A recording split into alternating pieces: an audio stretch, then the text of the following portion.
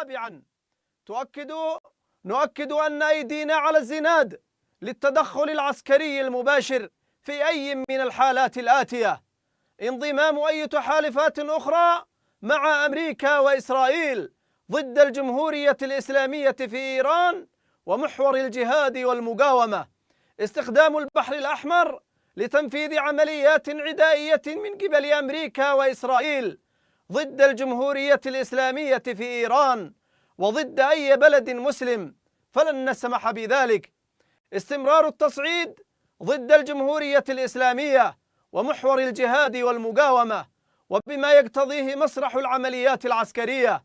خامسا رابعا right, అది ఇరాన్కి మద్దతుగా హౌతీల తాజా ప్రకటన. ఏమంటున్నారు విన్నారుగా? బహుశా వాళ్ళ భాషలో వాళ్ళు మాట్లాడే ప్రయత్నం చేశారు. నేను కాస్త దాన్ని మీకు వివరించే ప్రయత్నం చేస్తాను. కొద్దిసేపటి క్రితం యెమెన్ వాళ్లకు సంబంధించి ఆ స్టేట్మెంట్ ఇవ్వడం జరిగింది. ఇక్కడ యెమెన్ ఏమంటోంది? వార్లోకి ఎంట్రీ అవ్వడానికి రెడీగా ఉన్నామంటోంది. అంటే మా వేళ్ళు ట్రిగ్గర్ మీద, అంటే ఫింగర్స్ ఆన్ ద ట్రిగ్గర్స్ అంటూ ఉంటారు కదా, పరిస్థితి ఒకవేళ పరిస్థితి ఎస్కలేట్ అయితే వెంటనే యుద్ధంలో దిగని చెప్పి వాళ్ళు క్లారిటీ ఇస్తున్నారు.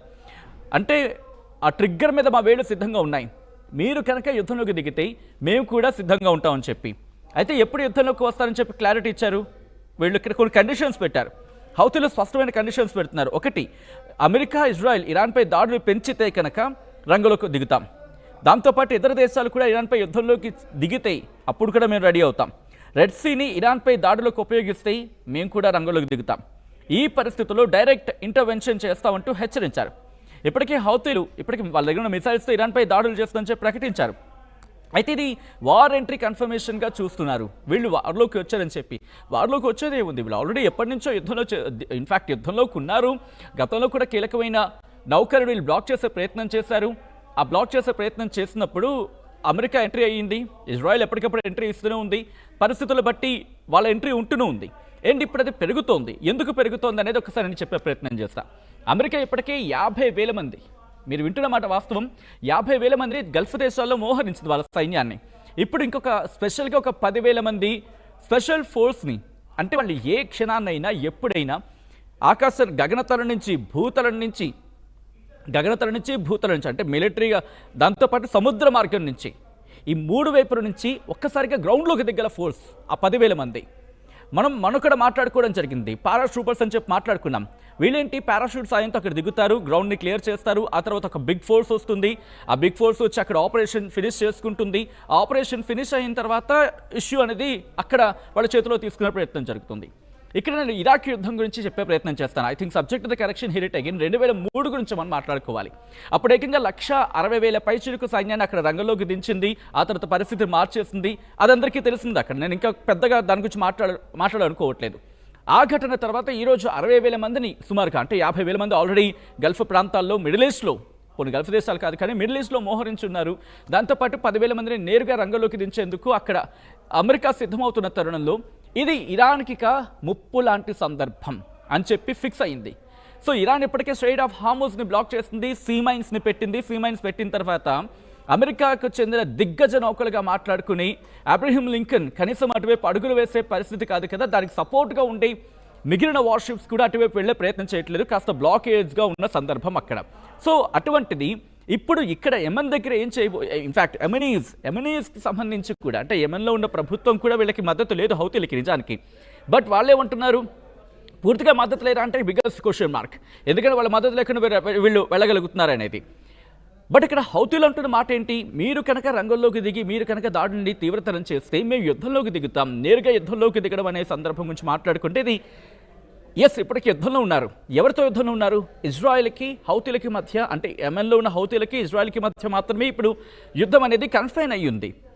ఇప్పుడు కనుక ఒకవేళ మిగిలిన దేశాల గురించి యుగండా ఏమంటోంది, మాకు ఇజ్రాయెల్ సపోర్ట్ కాబట్టి మేము కూడా రంగంలోకి దిగుతామని చెప్పి యుగాండా అంటోంది. సో ఇలా చిన్న దేశాలు కూడా యుద్ధంలోకి వస్తాయని చెప్పి ఎప్పుడైతే కాల్ ఇవ్వడం జరుగుతుందో అఫ్కోర్స్ ఇది కాస్త ఇంకా పెరిగే అవకాశం ఉంది. పోనీ యుగండా లాంటి చిన్న దేశాన్ని తీసి పక్కన పెడదాం. బ్రిటన్ లాంటి పెద్ద దేశాలు, యూరోప్ లాంటి దేశాలు కూడా ఎప్పుడైతే మన డియో గార్సియా మీద అటాక్కి ఇరాన్ ప్రయత్నం చేసిందో వెంటనే వాళ్ళ వాళ్ళ మిలిటరీ బేసెస్ని వాడుకోమని చెప్పి ఇరాన్ మీద అటాక్కి వాళ్ళ ఎయిర్ బేసెస్ వాడుకోవచ్చు అని చెప్పి అమెరికాకు పర్మిషన్ ఇచ్చేసింది. దాంతో ఇది కాస్త తీవ్రతరం అయ్యే అవకాశం ఉంది. ఇరాన్ తన పట్టును కోల్పోయే ప్రమాదం ఉందని చెప్పి గ్రహించిన హౌతీలు వెంటనే రంగంలోకి దిగారు. సో యాక్టివ్ అవుతున్నారు. హమాస్ ప్రెజెంట్ ఉందా బిగ్గెస్ట్ క్వశ్చన్ మార్క్. ఎందుకంటే ఇజ్రాయెల్ చెప్తున్న దాని ప్రకారం హమాస్ 90% క్లియర్ అయిపోయింది అనేది దాదాపుగా 2 ఏళ్ల క్రితం స్టేట్మెంట్. హౌతీలు లెబనాన్లో చూసుకుంటే కనుక దాడుని వేగవంతం చేయడం జరుగుతోంది. లెబనాన్లో హెజ్బుల్లా దాడుని వేగవంతం చేయడం జరుగుతోంది. ఇప్పుడు హౌతీలు కూడా రంగంలోకి దిగితే చాలా ప్రమాదం పొంచి ఉంది. ఇజ్రాయెల్ కొనుక్కోవచ్చు. ఎందుకు? ఇప్పటికే ఇరాన్ ప్రయోగిస్తున్న బెలిస్టిక్ మిజైల్స్తో వాళ్ళ ఐరన్ డోమ్ వ్యవస్థ కుప్పకూలిపోతోంది అనే మాట వినిపిస్తోంది. We cannot confirm everything and official sources ఎక్కడ ఏం చెప్పట్లేదు. బట్ ఆ ఐరన్ డోమ్ మాత్రం కాస్త ఇబ్బంది పడింది ఆ మిజైల్స్ని అడ్డుకోవడంలో అనేది. ఇన్ఫ్యాక్ట్ అక్కడ ఇన్వెస్టిగేషన్ జరుగుతోందనేది ఇంటర్నేషనల్ మీడియా కోట్ చేస్తున్నమాట. సో ఒక్కసారి ఆ మ్యాప్ని చూపించే ప్రయత్నం చేస్తాను. సూయజ్ కెనాల్ గురించి నేను మాట్లాడే ప్రయత్నం చేస్తాను. మీరు చూడొచ్చు అక్కడ మ్యాప్లో ఆ గల్ఫ్ ఆఫ్ ఏడెన్ అని చెప్పి ఉంది కదా, అదిగోండి మీరు చూడొచ్చు. అదిగో క్లోజ్లో వెళ్తూ ఉన్నారు. మా టీం క్లోజ్లో చూపించే ప్రయత్నం చేస్తోంది. అదిగో అది ఆ పైన ఎమన్, ఇక్కడ జిబోటి ఉంది అండ్ ఇటువైపు అదంతా పాయింటర్ చేసి చూపించడం జరుగుతోంది కదా, అదంతా కూడా రెడ్ సీ మీదుగా ఇటు డౌన్కి వస్తే అలా గల్ఫ్ ఆఫ్ ఏడెన్లోకి ఇక్కడ కూడా చూడొచ్చు. హార్మోజ్ స్ట్రైట్ లాగా చిన్న కర్వేచర్ ఉంది ఇక్కడ కూడా. ఆ కర్వేచర్ చిన్న పాయింట్, అదే జిబోటికి ఎమెన్కి మధ్య ఒక చిన్న కర్వేచర్ ఉంది చూసారా, అది కీలకం. ఏ పడవైనా సాఫీగా వెళ్ళిపోవాలంటే నేరుగా ఉండాలి. ఆ కర్వేచర్ ఉంటే కనుక శత్రువులకు దాడులు చేయడానికి చాలా ఈజీ అవకాశం అది. ఎందుకంటే అంత బాబ్ అల్ మందాద్ స్ట్రైట్ ఇది చాలా కీలకం. ఈ బాబ్ అల్ మందాద్ గురించి మనం ఆల్రెడీ మాట్లాడుకోవడం జరిగింది. ఆల్రెడీ ఆర్టీవీ దాని మీద ఒక వీడియో కూడా చేసింది. If you can go through with that you can check it అండి. బికాస్ మళ్ళీ చెప్తే ఆల్రెడీ వినవరకు కాస్త బోరింగ్గా ఉంటుంది కాబట్టి నేను చెప్పే ప్రయత్నం చేయట్లేదు. ఇది కూడా అరౌండ్ ఒక 20% 10% ఇంపాక్ట్ చూపించవచ్చు వాణిజ్యం మీద అనేది వినిపించమాట. ఇంకా ఎక్కువ ఉంటుంది, బట్ నేను చెప్పే ప్రయత్నం చేస్తాను. వాణిజ్యపరంగా మాట్లాడుకుంటే ఎంత ఉంటుంది అనుకుంటే ప్రపంచవ్యాప్తంగా సముద్రం మీద జరిగే క్రూడ్ ఆయిల్ లేకపోతే ఎల్ఎన్జీ రవాణాలో ఏకంగా 10% దీని మీద ఆధారపడి ఉంటుంది. సో ఇది కనుక మూసుకుపోతే, ఇప్పటికే స్ట్రైట్ ఆఫ్ హార్మోజ్తో ప్రపంచం ఇబ్బంది పడుతూ ఉంటే ఆ మూసుకుపోయిన సందర్భం లాంటి పరిస్థితి ఇప్పుడు ఇంకా ఇబ్బంది ఎదుర్కోవాల్సి ఉంటుంది. ఈ మార్గం చాలా ఇరుగ్గా ఉంటుంది. అది స్ట్రైట్ ఆఫ్ హార్మోజ్ ఒక 30 కిలోమీటర్స్ ఉంటే ఇది 26 కిలోమీటర్స్ మాత్రమే. అండ్ భద్రతాపరమైన సవాళ్లు కూడా. హౌతీలు రెబల్స్ ఇక్కడ ఉన్నారు. దాంతోపాటు వాణిజ్య నౌకల మీద, ఈ వెషల్స్ మీద అదిగోండి మీరు చూడొచ్చు, అది ఆ వెషల్స్ మీద దాడి చేస్తూ ఉంటారు. ఈ వెషల్స్ మీద దాడి చేస్తున్న క్రమంలో ఇక్కడ కూడా బ్లాకేజ్ అయిపోతే ఇప్పుడు ఎల్ఎన్జీకి, లిక్విడ్ నేచురల్ గ్యాస్కి చాలా ఇబ్బంది అవుతుంది. దాంతో క్రూడ్ ఆయిల్ కూడా ఇబ్బంది అవుతుంది. అండ్ కాస్త పైకి వెళ్దాం. నేను మీకు చూపించే గల్ఫ్ ఆఫ్ ఏడెన్, ఆ రెడ్ సీ నుంచి పైకి వెళ్తే అలాగే పైకి వెళ్ళండి ఇంకా కొంచెం. అక్కడ చూడొచ్చు చిన్నది సూయజ్ కెనాల్ ఉంటుంది.